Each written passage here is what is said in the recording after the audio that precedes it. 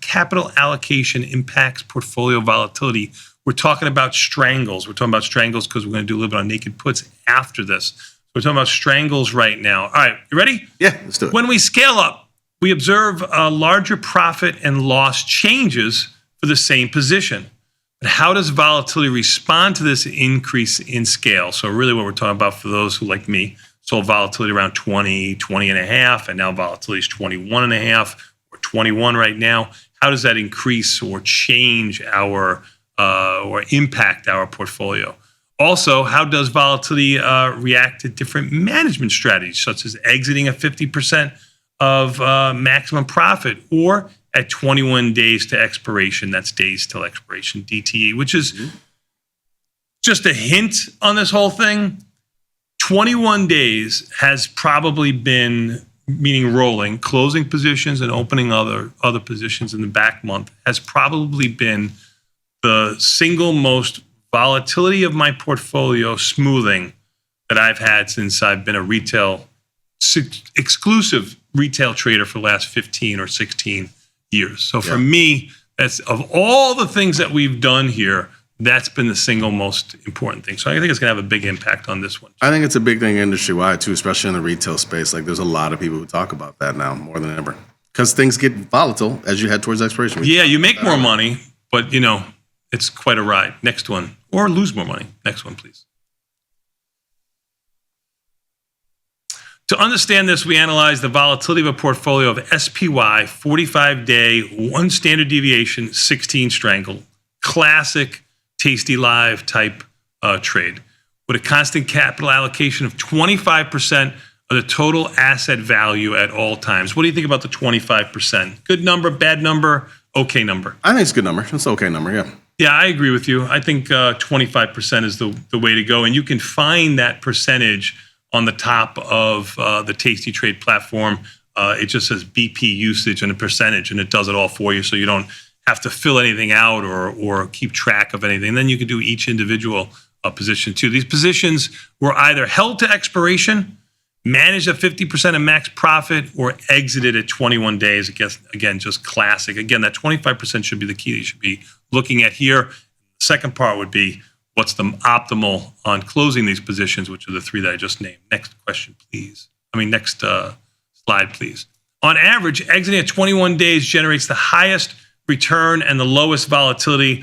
That's nirvana. That doesn't mean that in between there's not going to be some give and take, right? We're going to have that. But that's nirvana, offering superior results compared to the other 2 strategies. Let's just take a look at this. So look at that average daily return and then the average daily standard deviation. This is daily, not for the whole 20 plus days or 45-day time frame. And when you look at this, you want the high return. You want to be on the left-hand side of this chart, somewhere as low as possible with the highest return, and that 21 days is the clear winner. The 50% there, I thought both of these, 50% and held to expiration, and I know because you can take off the trade and put on a new trade with 45 days, and that's why you get a higher return. But I'm surprised that it wasn't better at expiration than it proved to be here on this chart. What about you? No, I wouldn't say so. There's so many things that can happen, right? You get the expiration. Sometimes you wake up and it's like, oh, this is great. This is fantastic. Yeah. And other times, right?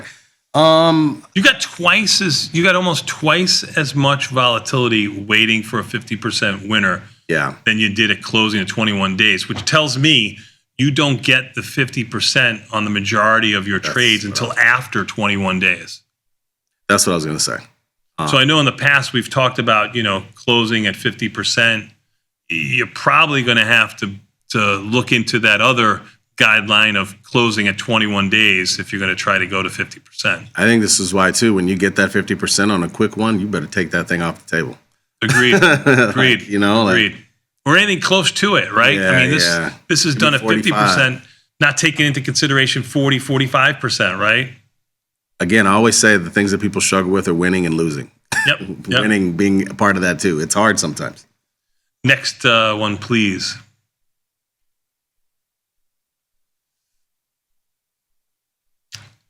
Slide 5, please. Is it? Oh, I'm so sorry. I was reading the top line there. I apologize. My mistake, team. Managing winners. I was reading how capital allocation impacts portfolio volatility. Managing winners can. That doesn't change, by the way, on each slide. That top white part that stays the same all the time. It looked different to me on the last one. maybe.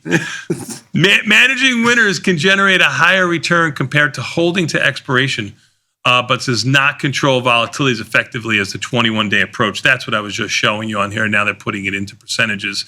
The one standard deviation strangle daily return at expiration 0.03, the 50% winner 0.042, and then the 21 days 0.05 being not the clear winner, but a better winner. When you factor in the daily volatility, you got almost twice as much volatility holding for a 50% winner, and you've got almost another 50% volatility and holding to expiration. The 21 days is clearly the winner here. I don't think this is anything new for anybody, but again, we're talking about 25% of your portfolio. If you're using more than 25%, and I get it, if you have a smaller portfolio, I might say you'd be using 75% of your portfolio. You know what I mean? You got a small account, a Johnny size account, under $25,000. You have to be in the market to make any type of return. You have a $250,000 or a portfolio margin account or $100 and change account or $1 million plus.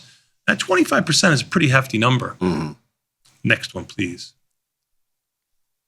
Next, we want to understand how capital allocation impacts portfolio volatility. So within the same portfolio, we increase the committed capital usage to 25 to 35%. So seems like a small number, because I know I've done this where I'm looking at my capital allocation and it's in a decent sized number. And then all of a sudden I see it's up at 50, 60%. And my swings in my portfolio are a lot bigger. Not only a lot bigger in real time money and volatility, the numbers themselves get bigger a lot quicker. You used to seeing, I'll just throw out a number. You're used to seeing your account oscillator, between a winner of $200-$300 and a loser of say $300-$400. I'll make your losers a little bit bigger than your winners because you have a higher probability of success on your overall portfolio.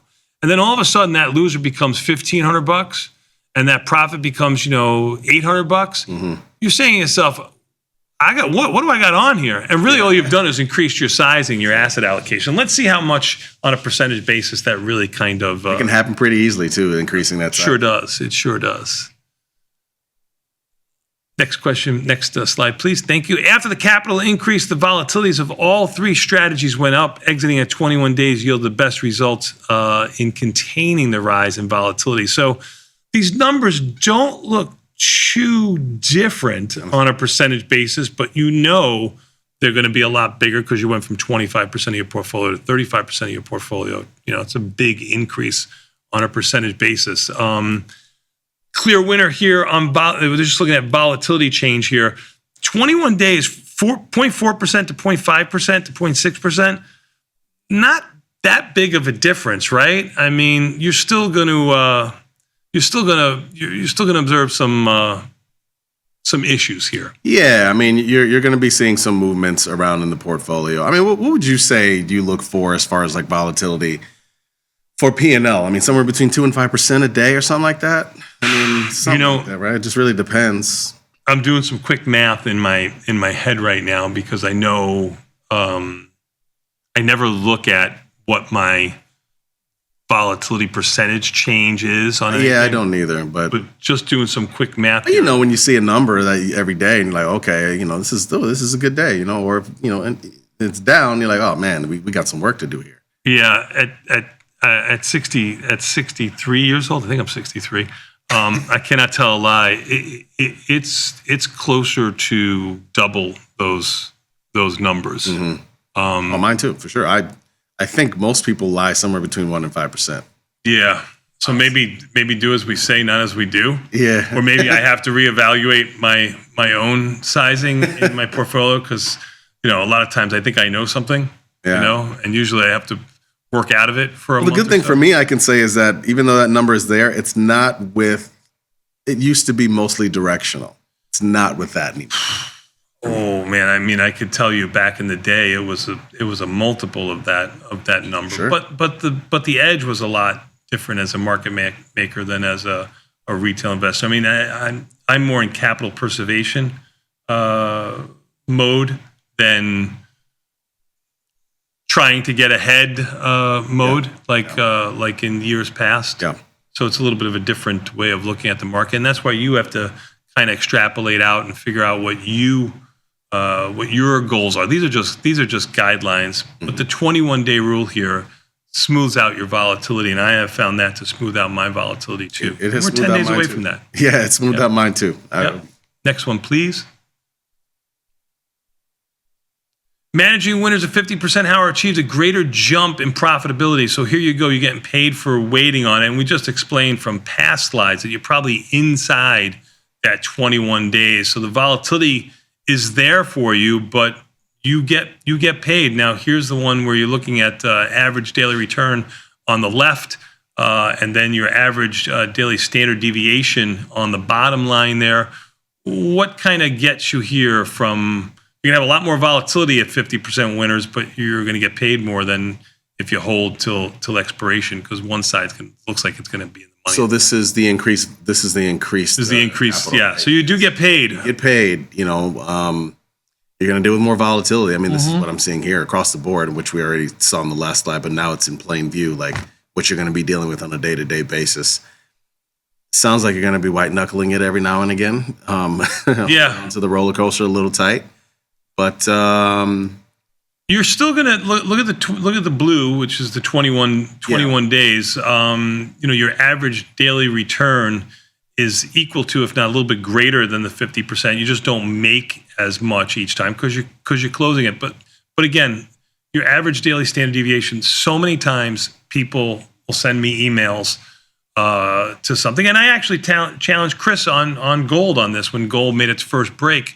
I was talking about, the great unwind the week before gold really kind of sold off. And so it's, when it does have this unwind, it's going to be violent. And, I spoke to Chris and they were on Sunday night. I was like, does your macro view change? No, your macro view doesn't change. So if your macro view doesn't change, I can't understand why you're not banging on the drum to stay the course or buy gold. And he said, I am staying the course. I just haven't added to my position, which for me as a trader made it, it was a hard concept to understand, because for me, when things change, they change, and they certainly seem like they changed in gold. The upside was the meme type upside was gone in there. We might have some two-sided action, just changing strategies there. I think this is the same thing here. When you see the volatility of your portfolio and your money changing, it's going to be very hard to stay in this. I get all the emails, is where I was going with this, from people saying, hey, I love Oracle. I have a bad position in Oracle, naked puts in Oracle, which is what we're going to talk about on the market measure, capital allocation with naked puts. And I've rolled earlier. I rolled a week and a half ago from the front month to the back month, and I rolled down a strike. You know what I mean? And if Oracle continues, has been catching a little bit of a bid lately and kind of bucking the market a little bit. But if it doesn't, I'm going to roll even earlier than that and maybe have to add a call to the upside. You got to change your strategy and your delta. Delta's king in here, and your delta is going to increase when your average standard deviation changes too, and it gets a little bit uncomfortable. Last question, last one, takeaways, please. Regardless of capital allocation levels, exiting at 21 days consistently shows the best ability to control volatility among the three strategies.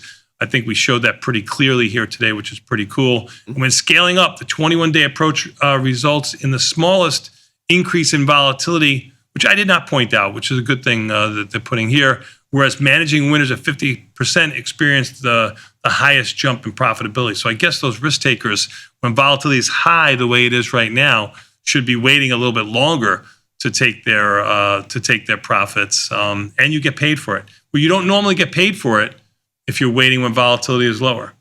It's true. It's true. And again, I mean, just to accentuate here, the 21-day approach is certainly a way of smoothing out a lot of volatility in your portfolio.